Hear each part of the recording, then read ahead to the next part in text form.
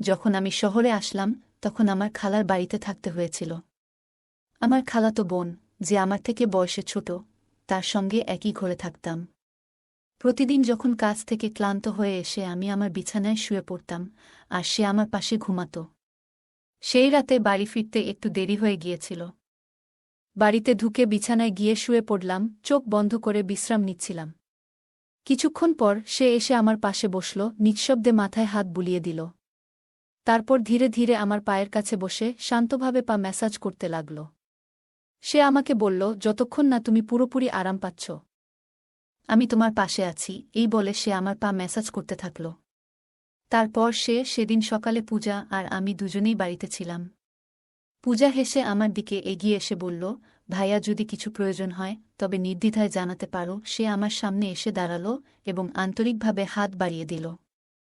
তার এই আচরণে আমি কিছুটা অবাক হলাম, যেন তার মধ্যে নতুন এক ধরনের আত্মবিশ্বাস ফুটে উঠেছে।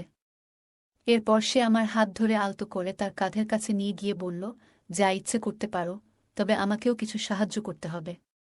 এই কথা বলে আমার খালাতো বোন দেখতে অনেক সুন্দর ছিল। তার চলাফেরা, আচার আচরণ আমাকে মুগ্ধ করত। তার গায়ের রং ছিল ফর্সা। শহরে থাকার কারণে সে সবসময় ছোট পোশাক পরে থাকত। এই পোশাকে তাকে অসাধারণ লাগত, কিন্তু সে আমার সাথে এমন কিছু করবে সেটা আমি ভাবতে পারিনি। বন্ধুরা, আজকের গল্পটা অনেক বেশি স্পেশাল হতে চলছে। আশা করছি তোমাদের ভালো লাগবে, তাই কেউ মিস করো না। গল্পটি ভালো লাগলে দয়া করে ভিডিওটি লাইক, শেয়ার এবং চ্যানেলটি সাবস্ক্রাইব করো। নাম আমার কুনাল। যে ঘরে আমি থাকছিলাম, প্রথমে ভেবেছিলাম সেই মেয়েটি বয়সে বেশ ছোট হবে, কিন্তু পরে বুঝলাম তেমন নয়। আমি কাজের প্রয়োজনে শহরে এসেছিলাম এবং খালুর বাড়িতে থাকছিলাম, কারণ মা চাইছিল না যে আমি অন্য কোনো জায়গায় থাকি। মা বলেছিলেন, শহরে তো তোমার খালুর বাড়ি আছে, সেখানে থাকাই ভালো। শহরে এসে একটি ভালো বেতনের চাকরি পেয়েছিলাম। যখন খালুর বাড়িতে পৌঁছালাম, দেখি বাড়িটি বেশ ছোট। আমাদের গ্রামে বড় বাড়িতে থাকতাম, আর এখন শহরে এই ছোট্ট বাড়িতেই থাকতে হবে। এই বাড়িতে একটি ছোট রান্নাঘর, একটি বেডরুম এবং একটি ছোট হল রুম ছিল। বাড়িতে খালু, খালা আর তাদের মেয়ে থাকত। খালু গ্রামের সবার কাছে বলতেন যে শহরে তার বড় বাড়ি আছে। তাদের মেয়ে পূজা এখন 18 বছর বয়সে পড়েছে। পূজাকে নিয়ে আমার কিছুই জানা ছিল না। যখন সে আমার জন্য এক গ্লাস পানি নিয়ে এলো, আমি অবাক হয়ে দেখলাম। শেষবার যখন দেখেছিলাম তখন সে মাত্র 9 বছরের ছিল। এখন সে অনেক বড় হয়ে আরও সুন্দর হয়ে উঠেছে। আমি পানি খেলাম, এরপর খালা আমার জন্য কিছু নাশতা নিয়ে এলেন। আমার খালু আমাকে দেখে বেশ খুশি হয়েছিলেন, কারণ মা আগেই তাকে বলে রেখেছিলেন যে আমি কিছুদিন শহরে তাদের বাড়িতে থাকব। যদিও আমার একটি ভালো বেতনের কাজ ছিল, মা বরাবরই বলতেন যে অন্য ছেলেদের সাথে থাকলে আমি হয়তো খারাপ হয়ে যাব। তাই মায়ের ইচ্ছাতেই খালুর বাড়িতে থাকার সিদ্ধান্ত নিয়েছিলাম। যখন আমার খালাতো বোন পূজা আর আমি প্রথম দেখা করলাম, সে আমাকে দেখে কিছুটা চুপ ছিল। খালুখালার বাড়িতে একটা ছোট ঘর ছিল পূজার জন্য, আর খালুখালা নিজেরা হল ঘরেই ঘুমাতেন। আমি খালুকে বলেছিলাম, মাঝে মাঝে আমার কাজ করতে করতে দেরি হয়ে যায়, তাই একটু আলাদা ঘরের দরকার। খালু বললেন, আমি যেন পূজার ঘরেই থাকি। পূজা কিছুদিনের জন্য হলে চলে গিয়েছিল, আর আমি তার ঘরে থাকছিলাম। কিন্তু কয়েকদিন পর পূজা বলল যে হলে তার ঘুম ঠিকমতো হচ্ছে না, তাই আবার ঘরে ফিরে আসলো। এরপর থেকে সে আমার পাশে ঘুমাতে লাগল। পূজা দেখতে সুন্দর, আর তার বয়সও বাড়ছে। সেই রাতগুলোতে কখনো কখনো ঘুমের মধ্যে ভুল করে আমার হাত তার দিকে চলে যেত, কিন্তু আমি দ্রুত নিজের হাত সরিয়ে নিতাম। এরপর এক রাতে অনুভব করলাম সে যেন আমার পাশে আরও কাছে এসে শুয়ে আছে। ভেবেছিলাম হয়তো নিছকই কাকতালীয়, তবে এরপরের রাতগুলোতেও এমন অনুভূতি হচ্ছিল। খালুর বাড়িতে থাকতে থাকতে 20 দিন পার হয়ে গেছে, আর এই সময়ে পূজা আমার অনেক কাছের মানুষ হয়ে উঠেছে। আমরা মাঝে মাঝে অনেক রাত পর্যন্ত জেগে গল্প করতাম। আমরা বিভিন্ন বিষয় নিয়ে গল্প করতাম। আমার বিষয়ে জানার তার ভীষণ আগ্রহ ছিল, যা আমাকে বারবার ভাবিয়ে তুলছিল। সে সবসময় আমার কাছাকাছি থাকতে চাইত। মাঝে মাঝে খালা আমাদের গল্প করতে দেখতেন, কিন্তু তেমন কিছু বলতেন না, কারণ খালা আমাকে ভীষণ বিশ্বাস করতেন। এক রাতে আমি দেখি পূজা তার ফোনে কিছু দেখছে। কৌতূহলবশত আমি তার ফোনে উকি দিতে গিয়েছিলাম, কিন্তু সে সঙ্গে সঙ্গে ফোন বন্ধ করে দিল। তখন আমি তাকে মজা করে ফোনটি দিতে বললাম, কিন্তু সে ফোন না দেওয়ার জন্য অনুরোধ করল। আমি কিছু না বলে একদিকে ফিরে শুয়ে পড়লাম, কিন্তু কিছুক্ষণ পরে তাকে দেখি ঘুমিয়ে আছে। পূজার ফোনটি তার মাথার পাশে রাখা ছিল, তাই আমি আস্তে করে ফোনটি হাতে নেওয়ার চেষ্টা করলাম। সেই সময় পূজা পাশ ফিরল, আর আমার হাত তার উপর হালকা করে পড়ে গেল। আমি দেখি তার মুখে একটা মৃদু হাসি, যা দেখে বুঝতে পারলাম সে আসলে ঘুমায়নি। তাড়াতাড়ি ফোনটি হাতে নিয়ে খুলতে গিয়েছিলাম, কিন্তু ফোনটি লক ছিল। পূজা তখন হাসছিল, বুঝলাম হয়তো সে আগে থেকেই সব জানত। কিছুক্ষণ পর আমি চুপচাপ ঘুমিয়ে পড়লাম। এরপর কিছুদিন কেটে গেল, আর আমার মাসের বেতনও এসে গেল। খালুর বাড়িকে নিজের বাড়ির মতোই মনে করে পূজার জন্য একটি নতুন পোশাক, খালুর জন্য ফরমাল পোশাক, আর খালার জন্য একটি সুন্দর শাড়ি কিনে বাড়ি ফিরলাম। আমি পূজার জন্য কিছু জিনিস কিনে নিয়ে আসলাম, যা দেখে খালা খুব খুশি হলেন। পূজা এখন আমার সঙ্গে আগের চেয়ে অনেক খোলামেলা কথা বলতে শুরু করেছিল। এমনই এক রাতে আমি পানি খেতে উঠে দেখি পূজা আমার পাশে নেই। ঘরের দরজাটাও খোলা ছিল। বাইরে গিয়ে দেখি রাত তখন 2টা বাজে। পূজা হলের পর্দা সরিয়ে কিছু দেখার চেষ্টা করছে। কৌতূহলবশত আমি তার পেছনে দাঁড়িয়ে দেখার চেষ্টা করলাম যে সে এত রাতে কি দেখছে।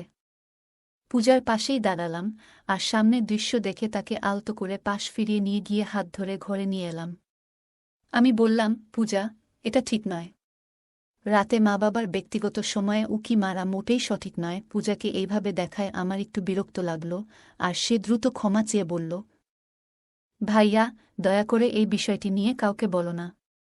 আমি আর কখনো এমন কিছু করব না। আমি কিছু বুঝতে পারিনি। আসলেই পূজার ভুলটা হয়তো খুব বেশি ছিল না। খালু খালার মেয়েটা বড় হয়ে উঠেছে, আর তাদের এখন কিছুটা ব্যক্তিগত পরিসর দরকার। পরের দিন আমি খালুকে বললাম, খালু, এখন সময় এসেছে আপনি একটা বড় বাড়ি কেনার কথা ভাবেন। আমি খালুকে বললাম, এখন আমাদের পূজা বড় হচ্ছে, ওর নিজের একটা আলাদা ঘর দরকার, আর আপনাদেরও। বড় বাড়ি হলে সবার জন্য ভালো হবে। খালু বললেন, 3জন মানুষের জন্য বড় বাড়ির দরকার নেই। তুমি এসে চতুর্থ হয়েছ, কিন্তু আমাদের এখনো কোনো অসুবিধা হচ্ছে না। তাহলে বড় বাড়ির প্রয়োজন কেন? খালুর এ উত্তর শুনে আমার মুখটা একটু মলিন হয়ে গেল। ঠিক তখনই আমার ফোন বাজল। ফোনে মা ছিলেন। মা বললেন, আমি তোমাকে একটি মেয়ের ছবি পাঠিয়েছি, দেখো তো তোমার কেমন লাগে। আমি মাকে জানালাম, মেয়েটি দেখতে বেশ ভালো লেগেছে। মা এতে খুশি হয়ে জানালেন, 20 দিনের মধ্যে বিয়ের ব্যবস্থা করবেন। 20 দিন পর আমার বিয়ে হয়ে গেল। কিছুদিনের ছুটি কাটিয়ে আমি আবার কাজের জন্য শহরে ফিরছিলাম, তখন মা বললেন, তোমার স্ত্রীকে সঙ্গে নিয়ে যাও। এরপর আমি আমার বউ তানিয়াকে নিয়ে শহরে চলে এলাম। প্রথমে আমরা খালুর বাড়িতেই উঠলাম। পূজা তখন তার ঘর ছেড়ে বাবা মায়ের সঙ্গে হোলঘরে ঘুমাত, আর আমাদের ঘরটি আমার আর তানিয়ার জন্য ছেড়ে দিল। তানিয়াকে নিয়ে শহরে আসার 3য় দিন পার হচ্ছিল। এরপর হঠাৎ এক রাতে কিছু অপ্রত্যাশিত ঘটনা ঘটল। আমি যখন আমার স্ত্রী তানিয়া পাশে ঘুমাচ্ছিলাম, হঠাৎ দেখি হল থেকে কেউ উকি দিচ্ছে। তাকে দেখে আমি দ্রুত তানিয়া পাশ থেকে উঠে বসলাম। আমাকে উঠতে দেখে সে চুপচাপ সরে গেল। তখন আমি ভাবতে লাগলাম, যদি তানিয়া এই শহরের পরিবেশে মানিয়ে নিতে পারে, তাহলে আগামী মাসেই আমরা আলাদা থাকার জন্য একটি ঘর খুঁজে নেব। কারণ আমি শহরে আসার পর থেকেই আমার খালাতো বোন আমাকে বিশেষ নজরে রেখেছিল। কিন্তু জানি না কেন, কিন্তু 5 দিনের মধ্যেই তানিয়া শহরটিকে অপছন্দ করতে শুরু করল। সে বলল, আমি এখানে বেশিদিন থাকতে পারব না। গ্রামে থাকার অভ্যাস আছে আমার। এখানের পানি, এখানের বাতাস, কিছুই আমার ভালো লাগছে না। হঠাৎ করেই তানিয়ার শরীর খারাপ হতে লাগল। অনেকদিন ধরে শহরের পানিতে আমার কোনো সমস্যা হয়নি, কিন্তু তানিয়ার শারীরিক অবস্থা খারাপ হতে শুরু করল। তাই সে গ্রামে ফিরে যেতে চাইল, আর আমি তার শারীরিক অবস্থার কথা ভেবে তাকে গ্রামে পাঠিয়ে দিলাম। এরপর আমি খালুর বাড়িতে একাই থাকতে শুরু করলাম। তানিয়ার প্রতি আমার যতটা ভালোবাসা থাকার কথা ছিল, ঠিক ততটা যেন অনুভব করছিলাম না। তার ছবি দেখে যেমন ভেবেছিলাম, বাস্তবে তেমনটা ছিল না। বিয়ের সময় তাকে দেখেছিলাম খুবই আকর্ষণীয়, কিন্তু বিয়ের পর মেকআপ ছাড়া দেখলে তাকে কিছুটা আলাদা লাগত। আমার স্বপ্নের মতো ছিল না, তবে সে অনেক ভালো এবং নির্ভরযোগ্য, তাই ওর সঙ্গে জীবন কাটানোর সিদ্ধান্ত নিলাম। তানিয়া গ্রামে চলে যাওয়ায় আমার জন্য পরিস্থিতি একটু স্বাভাবিক হয়ে গেল। আমি শহরে কাজ করছিলাম, আর একা থাকার জন্য আলাদা খরচ করার প্রয়োজন মনে করিনি। মায়ের ইচ্ছাতেই খালুর বাড়িতে থেকে যেতেই মনে হলো ভালো। তানিয়া যাওয়ার পর 3 দিনের ছুটি নিয়ে বিশ্রাম নিলাম, কারণ কাজের চাপে বেশ ক্লান্ত হয়ে পড়েছিলাম। ছুটির দিন সকালে খালু তার কাজে বেরিয়ে গেলেন। আর খালাও প্রতিদিনের মতো তার অফিসে চলে গেলেন। সেদিন সকালে পূজা আর আমি দুজনেই বাড়িতে ছিলাম। নাস্তা করার পর আমি আমার ল্যাপটপ নিতে শোবার ঘরে যাচ্ছিলাম। ঘরের দরজায় কোনো কপাট ছিল না, তাই দরজা সবসময় একটু খোলা থাকত। সেদিন আমি খোলা দরজার ফাঁক দিয়ে দেখলাম পূজা নিজের পোশাক পরিবর্তন করছে। তার উজ্জ্বল গায়ের রং দেখে কিছুক্ষণের জন্য আমার দৃষ্টি আটকে গেল। তখন ভাবলাম, কোথায় আমার শ্যামলা তানিয়া বউ আর কোথায় এই পূজা? দুজনের মধ্যে যেন একেবারেই মিল নেই। এতদিন পূজা আমার আশেপাশেই ছিল, কিন্তু কখনো তাকে এভাবে দেখিনি।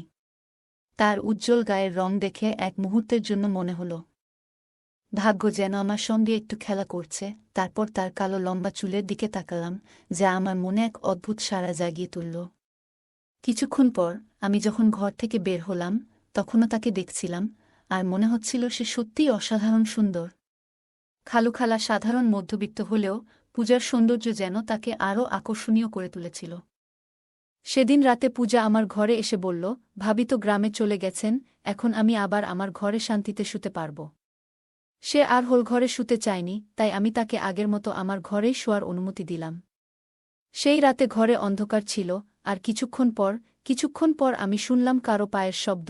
ঘরের আলো জ্বালিয়ে দেখি পূজা তার আলমারির পোশাকের কাছে দাঁড়িয়ে আছে। আমি তার কাছে গেলাম, কোনো কথা না বলে আমার শার্ট খুলে রেখে দিলাম, তারপর আলো নিভিয়ে শুয়ে পড়লাম। মনে হলো পূজাও হয়তো পোশাক বদলানোর জন্য দাঁড়িয়েছিল, তাই আলো নিভিয়ে দিয়েছিলাম। কিছুক্ষণ পর আবার একবার আলো জ্বালালাম, তখন দেখলাম পূজা ছোট পোশাকে দাঁড়িয়ে আছে। তাকে এভাবে দেখে আমি একটু লজ্জা পেলাম। তারপর আবার আলো বন্ধ করে ঘুমিয়ে পড়লাম। সে সবসময় ছোট পোশাক পরত, যা তাকে অসাধারণ লাগত। পরের দিনও আমার ছুটি ছিল, কারণ আমার পুরো 3 দিনের ছুটি ছিল। তখন আমার এক বন্ধু প্রস্তাব দিল, চলো আজ কোথাও ঘুরতে যাই। দুপুরে আমরা বের হলাম, আর তখনই একটি দামি ক্যাফেতে পূজাকে বসে থাকতে দেখলাম। তার বন্ধুরা বেশ অভিজাত সাজে বসেছিল, আর পূজা অন্য ধরনের পোশাক পরেছিল। এরপর আমি উঠে গিয়ে পূজার সাথে দেখা করলাম এবং জিজ্ঞাসা করলাম, এটা কি হচ্ছে? সে আমাকে তার এক বন্ধু থেকে আলাদা করে নিয়ে বলল, কুনাল, আমি আজ রাতে তোমার সব প্রশ্নের উত্তর দেব। তুমি এখন এখানে থেকে চলে যাও, প্লিজ। আর হ্যাঁ, আমি না বলা পর্যন্ত চুপ থাকো। এরপর রাতে খালুখালা ঘুমিয়ে যাওয়ার পর আমি পূজার কাছে গেলাম এবং জিজ্ঞাসা করলাম, আচ্ছা, এখন বলো। পূজা বলল, এটা হলো উচ্চমানের জীবনের কিছু অংশ। কেন? আমি কি এভাবে থাকতে পারি না? পূজা 18 বছরের একটি মেয়ে হলেও তার কথাবার্তা ও আচরণে এক ধরনের পরিবর্তন লক্ষ্য করলাম। কথা বলতে বলতে সে আমার আরও কাছে চলে আসে। আমার বিয়ের পর থেকে আমি অনুভব করেছি যে এক নারীর সঙ্গ কতটা বিশেষ, আর পূজাকে কাছে পেয়ে আমি যেন একটু বিভ্রান্ত হয়ে পড়লাম। তবে নিজেকে সামলে নিয়ে আমি তাকে কিছুটা দূরে সরিয়ে দিলাম। সেদিন রাতে আমি তাকে দূরে রেখেই শুয়ে পড়লাম এবং সকালে উঠার আগেই ঘর থেকে বেরিয়ে গেলাম। আমি বসার ঘরে বসে সকালে নাস্তা করছিলাম, তখন দেখলাম পূজা একটু অস্বাভাবিকভাবে হাঁটছে। বুঝতে পারছিলাম না কেন সে এমনভাবে হাঁটছে। মনে হলো হয়তো তার পায়ে কিছু হয়েছে। যখন খালা পূজাকে এভাবে হাঁটতে দেখলেন, তিনি জিজ্ঞাসা করলেন, পূজা, তুমি এমনভাবে হাঁটছ কেন? পায়ে কিছু হয়েছে নাকি? পূজা সরাসরি আমার দিকে তাকিয়ে বলল, কুনালি ভালো জানে আমার পায়ের কি সমস্যা হয়েছে। তার এভাবে ইঙ্গিত করায় আমি কিছুটা বিব্রত বোধ করলাম, কারণ আমি নিজেই জানতাম না কেন সে আমাকে এভাবে বলল। এরপর আমি খালাকে বুঝিয়ে বললাম যে রাতে শুতে গিয়ে পূজার পা হয়তো বিছানার কোণে লেগে গিয়েছিল। পূজা সকাল থেকে আমাকে খুব অদ্ভুত দৃষ্টিতে দেখছিল। আমি ভাবলাম খালা কাজের জন্য বেরোলেই তাকে জিজ্ঞাসা করব কেন সে এমন মিথ্যে বলেছিল। সে তখন বলল, আজ তো শুধু মায়ের সামনে এমন হাঁটছিলাম, কাল বাবার সামনেও একইভাবে হাঁটব। আমি আরও অনেক কিছু করতে পারি, যদি তুমি আমাকে আমার ইচ্ছামতো কিছু না দাও। আমি পূজাকে বললাম, যখন তোমার এমন কিছু প্রয়োজন নেই, তখন কিভাবে তোমায় আমি কিছু দিতে পারি? পূজা আমার দিকে এগিয়ে এসে হেসে বলল, যা প্রয়োজন তা চাইলেই নিতে পারো। সে আমার সামনে দাঁড়িয়ে হাত বাড়িয়ে দিল। তার আচরণে আমি একটু অবাক হলাম। এরপর সে আমার হাত ধরে আলতো করে তার কাঁধের কাছে নিয়ে গেল এবং বলল, তোমার যা ইচ্ছা করতে পারো, তবে আমাকে কিছু সাহায্য করতে হবে। হঠাৎ মনে পড়ল হয়তো গত রাতে পূজা আমার কাছ থেকে কিছু আর্থিক সাহায্য নিতে চেয়েছিল। কিন্তু আমি তখন কিছু বলিনি। এখন তার কথায় মনে হল সে আসলেই কিছু সহযোগিতা চাচ্ছে। আমি শান্তভাবে বললাম, এভাবে চাওয়াটা ঠিক নয়, কিন্তু সে আমার কথা শুনতে আগ্রহী নয় বলে মনে হল এবং পুনরায় আমার দিকে হাত বাড়াল। পূজা বলল, এখন আমাদের মাঝে আর কেউ নেই, তুমি যা চাও নিতে পারো। সে কথা বলছিল তখন হঠাৎ দরজায় খালা এসে হাজির। খালা বললেন, পূজা, এসব কি করছ?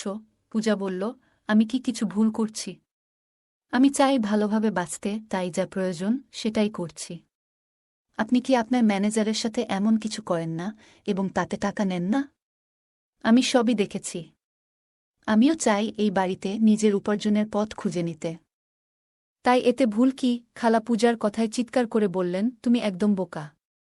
বড়দের সাথে কিভাবে কথা বলতে হয় সেটুকুও জানো না। খালা পূজার মুখ বন্ধ করার জন্য তার দিকে এগিয়ে আসছিলেন, তখন আমি তাকে থামালাম। আমি খালাকে জিজ্ঞাসা করলাম, পূজা যা বলছে সেটা কি সত্য? খালা মাথা নিচু করে চুপ থাকলেন, কিছু বলতে পারলেন না। তখন আমি বললাম, খালা, আপনি কি জানেন এসব দেখে পূজা কতটা প্রভাবিত হয়েছে? আমি এই বাড়িতে আসার পর একবার নয়, দুবার পূজাকে আমার পকেট থেকে টাকা নিতে দেখেছি। শুধু একবার নয়, একাধিকবার আমার টাকা হারিয়েছে। হয়তো আপনাদের আচরণের কারণেই সে এমন করছে। আমি সবসময় শান্ত থাকতাম। এই পরিবারের কোনো সদস্যের উপর কখনো সন্দেহ করিনি। তবে এখন মনে হচ্ছে পূজার এই সমস্যার স্থায়ী সমাধান করা জরুরি, কারণ তার অবস্থা দিন দিন খারাপের দিকে যাচ্ছে। পূজাকে টাকা নিতে দেখার পর থেকেই আমি তার দিকে নজর রাখছিলাম। সে এখন আমার সামনে আর টাকার জন্য চেষ্টা করতে পারছে না। তবে জানতাম না সে এমন কোনো পথ বেছে নেবে। এবার সত্যিটা বলুন, খালু যখন বাইরে থাকেন তখন আপনারা দুজন কি করেন? আমার প্রশ্নে খালা কেঁদে ফেললেন এবং বললেন, দয়া করে শান্ত থাকো, আর তোমার খালুকে এসব কিছু বলো না। আমি একবার কোম্পানির এক সহকর্মীকে কাজে সাহায্য করতে গিয়েছিলাম। তারপর থেকে তার নজর আমার দিকে পড়ে এবং আমাদের মধ্যে সম্পর্ক তৈরি হয়। এই সম্পর্ক শুধুই টাকার কারণে। তোমার খালুর কাছে টাকা থাকলেও তিনি আমাদের ঠিকমতো খুশি রাখতে পারেন না, এমনকি নিজের প্রয়োজনেরও খেয়াল রাখেন না। তাই কোম্পানির ম্যানেজার থেকে যে অর্থ পাই তা দিয়ে আমি আর পূজার প্রয়োজন মেটাই। তোমার খালুর শহরে আরেকটি বড় বাড়ি আছে, তবে সেটি ভাড়া দিয়ে তিনি কিছু আয় করেন। খালা বললেন, তোমার খালুর সাশ্রয়ী মনোভাবের কারণে আমাদের এমন ছোট্ট একটি ঘরে মানিয়ে নিতে হয়েছে।